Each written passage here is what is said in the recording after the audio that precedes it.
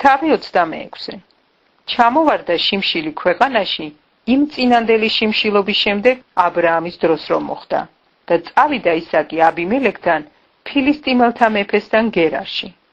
გამოეცხადა მას უფალი და უთხრა: ნუ ჩახვალ ეგვიპტეში, იმ ქვეყნად დასახლდი, რომელსაც გეტყვი. მტკმურად იყავი ამ ქვეყანაში და მე შენთან ვიქნები. გაკურთხებ და შენ შთამომავლობას მიცემ მთელს ამ ქვეყნებს. ავასრულებ ფიცს, რომელიც აბრაამს მამა შენს დაუდევი.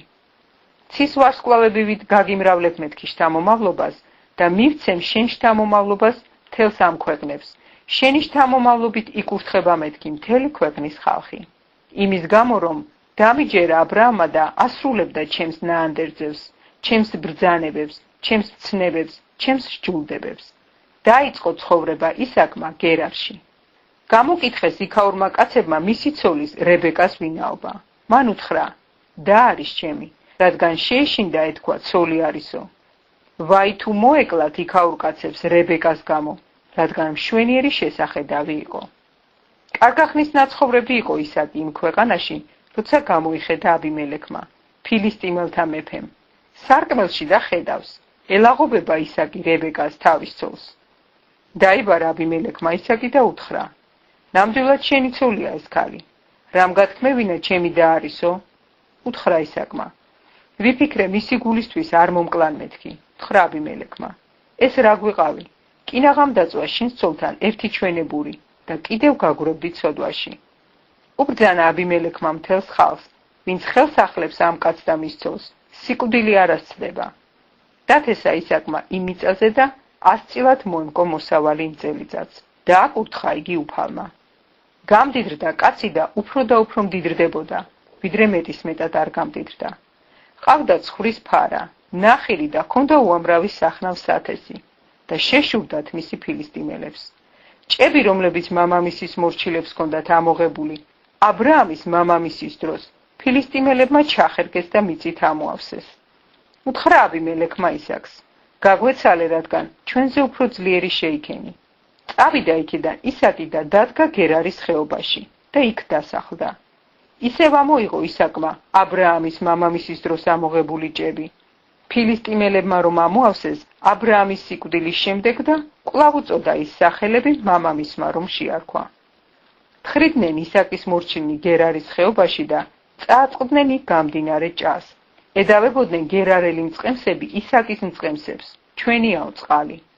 უწოდა სახელად იმ ჭას ყესეკი, რადგან დაობდნენ მასთან. ამოიღეს მეორე ჭა და მასზედაც შეედავნენ. უწოდა მას სახელად სიტნა. გადაინაცვლა იმ ადგილიდან და კიდევ ამოიღო სხვა ჭა.